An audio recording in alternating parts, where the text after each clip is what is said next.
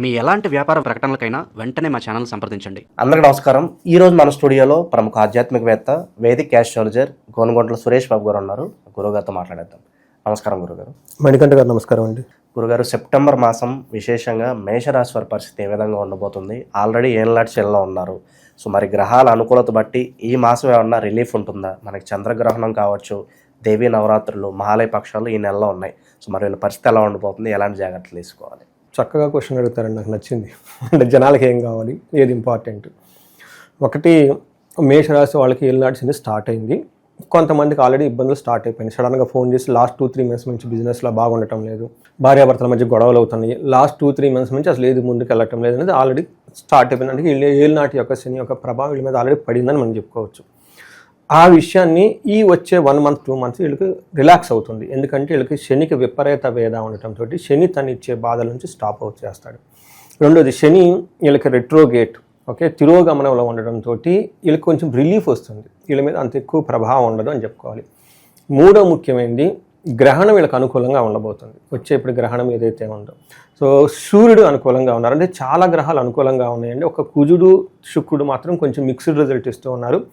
Percentage wise అడిగితే మీరు ఒక 70% 80% వీళ్ళకి బాగుందని చెప్పుకోవాలి. అయితే బేసికల్గా 2 విషయాలు ఇబ్బందులు ఉంటాయి. అదేందో మనం చూద్దాం. వీళ్ళు మనం చేసిన ఉగాది రాశి ఫలాల్లో ఇదే ఛానల్లో ఉంది కాబట్టి ఒక్కసారి ఉగాది రాశి ఫలాల్లో మేషరాశి గురించి మనం డిస్కస్ చేసుకున్నాం. అందులో చాలా రెమెడీస్ ఉన్నాయండి. ఆ రెమెడీస్ ఫాలో అవ్వాల్సిన అవసరం వీళ్ళకి ఎంతైనా ఉందండి. పర్టికులర్గా శని పిప్పలాద స్తోత్రం చాలా సింపుల్. ఉదయం సాయంత్రం ఎవరైతే కంటిన్యూస్గా 7.5 సంవత్సరం చదువుతూ ఉంటారో జీవితంలో వాళ్ళకి శని ఇబ్బందులు ఉండవండి. ఇప్పుడు ఎనీవే ఏళ్ళనాటి శని ఉంది కాబట్టి కరెక్ట్గా స్టార్ట్ అయింది కాబట్టి ఒక చిన్న మంత్రం అండి, చాలా చాలా సింపుల్ మంత్రం అది చదవాలని చెప్పేసి అందరూ హ్యాపీగా సంతోషంగా ఉండాలని కోరుకుంటూ, అందులోనే మేషరాశి వాళ్ళు ఇంకా హ్యాపీగా సంతోషంగా ఉండాలి. ఎందుకంటే వీళ్ళు సోల్జర్స్ లాంటి వాళ్ళు, సైన్యాధ్యక్షులు లాంటి వాళ్ళు అనమాట. వాళ్ళు బాహుబలి సినిమాలో ప్రభాస్ లాంటి క్యారెక్టర్ అనమాట. వీళ్ళని మనం చెప్పుకోవాలి. వీళ్ళు మిలిటరీ పీపుల్, ఫైటర్స్. మేషరాశి చూసుకుంటే ఇందులో అశ్విని, భరణి, కృతిక 3 నక్షత్రాలు ఉంటాయి. తర్వాత మేషరాశిలో పేరు బలం కనుక చూసుకుంటే వీళ్ళకి చూ, చే, చో, లా, లీ, లూలో ఏ, ఆ అన్న లెటర్ కూడా మనకి ఇందులో ఉంటుంది. గ్రహస్థితి, సూర్యుడు 17వ తారీఖున మారుతూ ఉన్నారండి. వీళ్ళు వచ్చేటప్పటికి కన్యరాశిలోకి మారుతూ ఉన్నారు. వీళ్ళతో పాటు బుధుడు కూడా మారుతూ ఉన్నారండి కన్యరాశిలోకి. శుక్రుడు సింహరాశిలో ప్రవేశిస్తూ ఉన్నారు 15వ తారీఖున. కుజుడు తులారాశిలో 13వ తారీఖున ప్రవేశిస్తూ ఉన్నారు. ఈ యొక్క గ్రహణం అంటే 4 గ్రహాలు మనకి 15న మూవ్ అవుతూ ఉన్నాయండి. ఈ యొక్క మూవ్మెంట్ మనం చూసుకుంటే చాలా విషయాల్లో వీళ్ళకి వచ్చే 1.5 month ఎలా ఉంటుందంటే శత్రునాశాంత, శత్రువుల పైన వీళ్ళకి ఆధిక్యత ఉంటుంది. తర్వాత విజయం, అన్ని విషయాలు విజయవంతంగా ఉంటుంది. పుత్రలబ్ధి, పుత్రుల యొక్క లాభం ఉంటుంది. ఒకే ఒక విషయంలో ఫ్యాటిగు, ఏదో ఒక విషయంలో బాధపడుతూ ఉంటారు. పర్టికులర్గా హెల్త్ రిలేటెడ్ కానివ్వండి, పార్ట్నర్స్తో కానివ్వండి, లేదంటే శారీరకంగా అలసటగా ఉండే అవకాశం ఎక్కువగా ఉంటుంది. ఇది గమనించుకోవాలి. మనం డీటెయిల్స్ చూస్తే సూర్యుడు 6వ ఇంట్లో ఉండటం వల్ల ఇది చాలా చాలా మంచి పొజిషన్ సూర్యుడు కన్నా మనకు చెప్తూ ఉంటారు. ఏ విధంగా బాగుంటుందంటే సౌఖ్యాదిన్ యత్న కార్యార్థ సాధనం, దేహరోగాది సంతోషం, వస్త్రధాన్యాది లాభకృత మనకి సంస్కృతంలో చెప్తారు. ఈ టైంలో ఏదైనా కనుక పని చేస్తే పని కలిసి వస్తుంది. ఇది బెస్ట్ టైం ఉన్నారండి. ఎందుకంటే లాస్ట్ 2-3 మంత్స్ నుంచి కొంచెం ఇబ్బందులు ఎవరైతే ఉంటారో రిలాక్స్ పీరియడ్ వచ్చింది. ఈ మంత్ నెక్స్ట్ మంత్. ఈ టైంలో ఆ పనులన్నీ చక్కచక్క మీరు ఏళ్ళనాటి శని ఎలా ఉంటుంది అనేది టేస్ట్ లాస్ట్ 2-3 months. దాని నుంచి బయటపడటానికి ఇంకా ముందు ఇబ్బంది పడి రాకుండా ఈ మధ్యలో ఏదైనా కనుక కాంప్లికేషన్స్ ఉన్నా, ప్రాబ్లమ్స్ ఉన్నా, లిటిగేషన్స్ ఉన్నా అవన్నీ సెట్ చేసుకోవాల్సిన పరిస్థితి టైం అయితే ఇది బెస్ట్ టైం ఉంది. మీరు అర్థం చేసుకోవాలి. ఎలాంటి పరిస్థితి ఎలా ఉంటుందో లాస్ట్ 2-3 months ఇది సింపుల్ టాస్క్. మీకు ఒక టేస్ట్ ఇచ్చాడు శని. ఇప్పుడు కొంచెం బ్రేక్ ఇచ్చాడన్నమాట. హోమ్ సిక్నెస్, కొంచెం మళ్ళీ రిలాక్స్ అవ్వండి, కంటిన్యూస్గా ఇబ్బంది పడితే బాగుంటుందని. దీన్ని నెగ్లెక్ట్ చేసుకోకుండా ఈ టయాన్ని చక్కగా మీరు సద్వినియోగం చేసుకొని ఎక్కడెక్కడ కాంట్రావర్సెస్ ఉన్నాయి, ఎక్కడెక్కడ లిటిగేషన్స్ ఉన్నాయి, ఎక్కడెక్కడ డబ్బులు రావాలో మీరు కావాల్సినన్ని తీసేసుకొని చక్కగా ఎలాంటి లిటిగేషన్స్ లేకుండా, రిస్క్ లేకుండా ఉన్న ఒక ఎన్విరాన్మెంట్ని ఉంది కాబట్టి అనుకూలంగా అవన్నీ సెట్ చేసుకొని మళ్ళీ వచ్చేదానికి ప్రిపేర్ అవుతూ ఉండటం చాలా అవసరం. అన్ని కష్టాలు తొలగొట్ల మనసులో ధైర్యము, కార్యానుకూలత్వం. సూర్యుడు 6వ ఇంట్లో ఉండటం వల్ల చాలా చక్కగా మంచి చేస్తున్నాడని చెప్పుకోవాలి. అయితే కుజుడు మాత్రం వీళ్ళకి ఇబ్బంది పెడుతున్నారండి. 7వ ఇంట్లో ఉండటం వల్ల, ఫస్ట్ ఇంట్లో 10వ ఇంట్లో చూడటం వల్ల మిక్స్డ్ రిజల్ట్ అని మనం చెప్పుకోవాలి. కుజుడి గురించి నేను ఎక్కువగా చెప్తాను. ఇది కొంచెం నెగిటివ్గా ఉంటుంది. అన్న వస్త్రాది రాహిత్యం, సదా క్లేశ స్వబంధుభి, కువార్త పుత్ర భాతృణం క్రోధ, సప్తమిగే కుజ అని చెప్తారు. అంటే ఈ కుజుడు 45 రోజులు వీళ్ళకి 7వ ఇంట్లో ఉండటం వల్ల ఏమవుతుందంటే టయానికి భోజనం చేయకుండా ఇబ్బంది పడే టైం ఒకటి ఉంటుంది, బంధువులతో గొడవ అవుతుంది, కువార్త అంటే చెడ్డ వార్త లేని అవకాశం, అంటే ఇబ్బందులు కలిగించే బాధ, అంటే మిమ్మల్ని కావాలని టీచ్ చేసి ఇరికించే వాళ్ళు ఎక్కువగా ఉంటారు. పుత్రులతోటి అన్నదమ్ములతోటి గొడవలు పడే అవకాశం ఎక్కువగా ఉంటుంది, కొంచెం జాగ్రత్తగా ఉండాలి. అయితే కెరియర్లో ప్రోగ్రెస్ మాత్రం చాలా చక్కగా ఉంటుంది. ధనం మీరు అనుకోకుండా మీ చేయి జారిపోయే అవకాశం ఎక్కువగా ఉంటుంది. ఆ తర్వాత మళ్ళీ మీరు ఎంత అనుకున్నా అయ్యో ధనం పోయింది అనేది ఏం లేదు.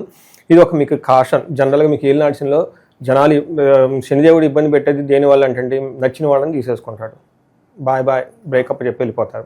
రెండోది, అప్పటిదాకా జాబ్ ఏదైనా బాగుంటే జాబ్ని తీసేస్తాడు. అప్పటిదాకా మీకు నా దగ్గర ఇంత ధనం ఉంది, ఇంత జ్యువెలరీ ఉంటే మొత్తం తీసుకెళ్ళిపోయి బ్యాంకులో పెట్టించేస్తాడు. ఈ 4-5 పనులు ఎక్కువ శని చాలా ఇష్టం అంటే ఆ పనులను చేస్తూ ఉంటాడు. అందులోనూ ధనానికి సంబంధించి కొంచెం ఇబ్బందులు పడే అవకాశం ఎక్కువగా ఉంది. కాబట్టి ధనం మీరు మీ దొంగతనం చేయటమా, వేరే వాళ్ళు ఎత్తుకొని పోవటమా, సంథింగ్ అనేది మీకు తెలవకుండా మీ దగ్గర ధనం పోయే అవకాశం ఎక్కువగా ఉంటుంది. కేర్ఫుల్గా ఉండండి.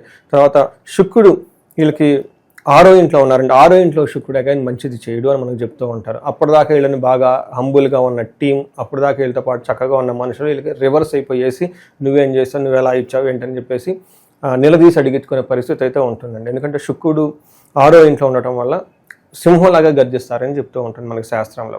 శుక్రుడు 6వ ఇంట్లో ఉండకూడదు, కానీ వీళ్ళకి 6వ ఇంట్లో శుక్రుడు ఉన్నాడు. ఈ ఒక్క విషయంలో కేర్ఫుల్గా ఉండాలి. ఈ పీరియడ్ ఒక 30 days అయితే ఉంటుంది వీళ్ళకి. అందులోనూ ఆగస్టు నుంచి లాస్ట్ 10 days చాలా ఇబ్బంది పడే అవకాశం ఉంటుంది. ఇందులో వీళ్ళకి ఏమంటే విరోధ శత్రుపీడం, జ్ఞాతీనాంచ విరోధ, ఆయాసో ధారాపుత్రే ద్వేష్ట, షష్టకే భృగునందని అని మనకు చెప్తూ ఉంటారు. అంటే విరోధం అవుతుంది, శత్రుపీడ ఎక్కువగా ఉంటుంది. జ్ఞాతీనాంచ విరోధ, బంధుమిత్రులతో అయిన వాళ్ళు, బాగా సొంత వాళ్ళు, బాగా నమ్మిన వాళ్ళే మీకు విరోధులయ్యే అవకాశం ఎక్కువగా ఉంటుంది. ఆయాసో ఫిజికల్గా టైర్డ్నెస్ ఎక్కువగా ఉంటుంది. ధారాపుత్ర ద్వేష్ట అని చెప్తుంటారు. బంధువులతోటి, భార్యతోటి చిక్కులు, అవమానాలు జరిగే అవకాశం ఎక్కువగా ఉంటుంది. కాకపోతే శుక్రుడు లవ్, రొమాన్స్, తర్వాత ఖర్చులు, శుభకార్యాలకు సంబంధించిన ఖర్చులు ఇవన్నీ ఎక్కువగా పెట్టిస్తూ ఉంటాడు. ఈ టైంలో మోస్ట్లీ పూజలు అవన్నీ చక్కగా చేసుకునే అవకాశం ఎక్కువగా ఉంది. అంటే మనం చెప్పిన కుజుడు, శుక్రుడు కొంచెం ఇబ్బందులు పెడుతున్నా, మిగతా చాలా గ్రహాలు అనుకూలంగా ఉన్నాయి. గ్రహణం కూడా అనుకూలంగా ఉంది. శని వీళ్ళకి కొంచెం రిలాక్సేషన్ పీరియడ్ ఇచ్చాడు తిరోగమనం ఉండటంతో. ఇది ఒక బెస్ట్ టైం అని మనం అనుకోవాలి. మీకు ఇందాక చెప్పినట్లు ఒక 70% ఖచ్చితంగా అయితే పాజిటివ్గా ఉంది. మిగతా 30% అది కూడా ఇప్పటిదాకా మనం చెప్పుకునే విషయాల్లో బంధువులతో, వాళ్ళతో ఫైనాన్స్లో గొడవలే అవకాశం ఎక్కువగా ఉంది. ఈ టైం వీళ్ళు సద్వినియోగం చేసుకోవాలని చెప్పేసి మనం కోరుకుందామండి. ఇక ఈ రాశిలో ఏ నక్షత్రాలు ఉంటాయి, విశేషంగా వాళ్ళకి ఎలా ఉండబోతుంది గురుగారు? మనకి అంగగోచారం అనే ఒక కాన్సెప్ట్ ఉంటుందండి జ్యోతిష శాస్త్రంలో. ఇది చాలా బ్యూటిఫుల్ కాన్సెప్ట్. నక్షత్రం ప్రకారం మనం చూసుకోవచ్చు. ఇందులో అశ్విని, భరణి, కృతిక నక్షత్రంలో కనుక చూసుకుంటే సూర్యుడు, కుజుడు, తర్వాత బుధుడు, మనకి శుక్రుడు, ఈ 4 గ్రహాల యొక్క స్థితిని చూస్తే అశ్విని నక్షత్రం వాళ్ళకి ధన ప్రాప్తి, ధనహీనత రెండు ఉంది. అంటే ధనం అయితే వస్తుంది, ధనానికి ఇబ్బంది కూడా పడిపోయే విషయం రెండు చూపిస్తూ ఉంటుంది.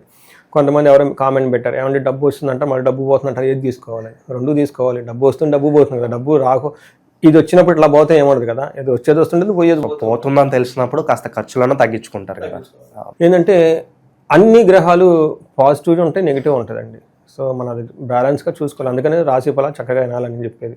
ఎందుకంటే ఇది ఎస్ఆర్ నో గేమ్ కాదండి. It is a combinations of so many factors. Life అంతే కదండి.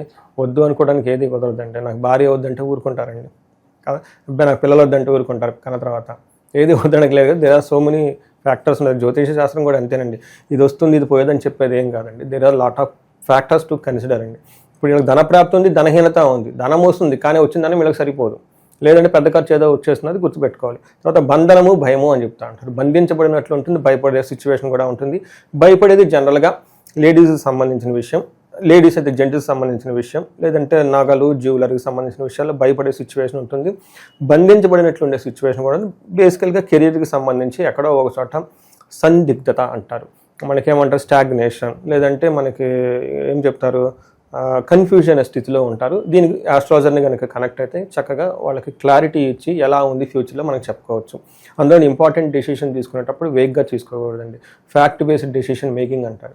ఒకటి వాళ్ళ ఓన్ హిస్టరీ తీసుకోవటం, బ్యాక్గ్రౌండ్ వెరిఫై చేసుకోవటం, 1-2 సార్లు చూసుకోవటం. రెండోది planetary combination, they will also give some clues అండి. ఏమంటే జ్యోతిష శాస్త్రం జ్ఞానం ఉంటే మిగతా ఎన్ని జ్ఞానంలో సంపూర్ణం కాదంట, ఇది ఉంటేనే సంపూర్ణం. అందుకనే వేదాలలో ఏం పెట్టారు, జ్యోతిష్యం పెట్టారు. ఇంత పెద్ద వేదాలని జ్యోతిష్యం ఎందుకు పెట్టారంటే అది లేకపోతే అది కంప్లీట్ కాదంట. అందుకని మీకు ఎన్ని ప్లానింగ్స్ ఉన్నా జ్యోతిష్యాన్ని యాడ్ అయితేనే దానికి ఒక మెచ్యూరిటీ వస్తుంది, ఒక స్వీట్నెస్ వచ్చింది అని మనకు శాస్త్రాల్లో చెప్పారండి. భరణి వాళ్ళకు కూడా ధనప్రాప్తి, ధనహీనత, బంధనము, భయము. తర్వాత కృతికా నక్షత్రం వాళ్ళకి జయము, ధనప్రాప్తి, ధనహీనత, బంధనము, భయము. అంటే కృతికా నక్షత్రం వాళ్ళకి పాపం కొంచెం ఒక ఫ్యాక్టర్ యాడ్ అయింది, భయము జయము అని చెప్తూ ఉంటారు. సో ఒక రకంగా చూసుకుంటే మనకి ఓవరాల్గా భయపడే సిచ్యువేషన్ అది ఎనివే మెంటల్ ఫ్యాకల్టీ. తర్వాత బంధనం, ప్రాపర్ డెసిషన్ మేకింగ్ తీసుకోవటం, ధనం వస్తుంది, ధనం సరిపోదు, మళ్ళీ ధనం కూడా ఖర్చు అవుతూ ఉంటుంది. కృతికా నక్షత్రం వాళ్ళకి కొంచెం హాని జరిగే అవకాశం ఎక్కువగా ఉంటుంది. ఏదైనా ఇంపార్టెంట్ పని అంటే కొన్ని రోజులు పోస్ట్పోన్ చేసుకుంటే చాలా బెటర్. ఎందుకంటే పోస్ట్పోన్మెంటు మనకు అనుకూలంగా లేనప్పుడు ఏ పని చేయకుండా ఉంటాం, పేషెన్సీ అంటారు.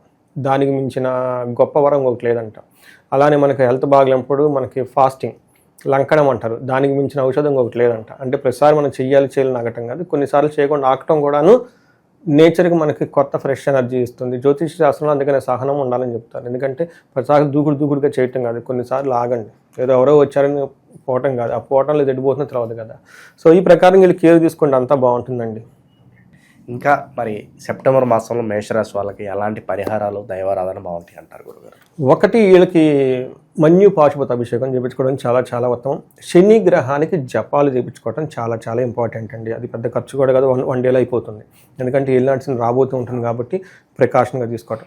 మన వీడియోలో ఆల్రెడీ మనకి కొన్ని రెమెడీస్ చేసాం, అది ఖచ్చితంగా చేయాలి. వాటితో పాటు విశేషంగా ఈ టైంలో ధనాన్ని గురించి ఎవరైనా ఇబ్బంది పడుతూ ఉంటే కుబేరు పాశుపత అభిషేకం, మహాలక్ష్మి విశేష హోమం చేయించుకుంటే ధనానికి సంబంధించిన ఎలాంటి ప్రాబ్లమ్స్ అన్నా పోతాయండి. అంటే ఈ రోజుల్లో ఇయర్లీ 20 లక్షలు 30 లక్షలు సంపాదించుకొని పైన ఉన్న వాళ్ళు చాలామంది ఉంటారండి. అలాంటి వాళ్ళకి ధనానికి ఇబ్బంది పడుతూ ఉంటారు. పెద్ద బిజినెస్లు చేస్తూ ఉంటారు. అప్పుడు బిజినెస్ మనీ ఫ్లో ఎక్కడ ఆగకూడదండి. కొంచెం ఖర్చు అయినా చక్కగా హోమాలు ఇవన్నీ చేయించుకుంటే మీరు చేసే ఒక ఎఫర్ట్స్కి 10 ఇంకా రిటర్న్ వచ్చేస్తూ ఉంటుందండి. చేయించుకున్న వాళ్ళు మంచి ఫీడ్బ్యాక్ ఇస్తూ ఉంటే నాకు హ్యాపీగా ఉంటుందండి. సో ఆ ఫీడ్బ్యాక్తో నేను ఇంకా ఎక్కువ మందికి కాన్ఫిడెన్స్గా చెప్పడం, చేయించడం అవన్నీ చేస్తూ ఉన్నాను.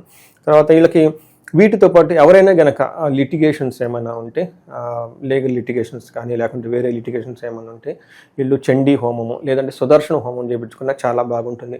భార్యాభర్తల మధ్య ఈ రాశి వాళ్ళు, వేరే రాశుల వాళ్ళు ఎవరంటే ధనస్సు, సింహ, కుంభ, మీన రాశి వాళ్ళు ఎవరైనా ఈ ఇంట్లో వీళ్ళతో పాటు ఎవరైనా ఉంటే ఇంకా ప్రాబ్లమ్స్ అధికమయ్యే అవకాశం ఎక్కువగా ఉంటుంది. ఒకసారి కుటుంబం మొత్తం, ఫ్యామిలీ మొత్తం హారోస్కోప్ చెక్ చేసుకొని ఇంట్లో ఏదైనా శివుడికి సంబంధించిన హోమం, రుద్రాభిషేకం కానీ, చండీ పారాయణ కానీ కనుక చేయించుకుంటూ ఉంటే ఆ ప్రాబ్లమ్స్ లేకుండా స్మూత్గా ఉంటుందండి ఇల్లంతా. ఓవరాల్గా ఈ సెప్టెంబర్ మాసం మేషరాశి వాళ్ళకి ఏ విధంగా ఉండబోతుందో మీ మాటలో చాలా బాగా వివరించారు. ధన్యవాదాలు. ధన్యవాదాలండి.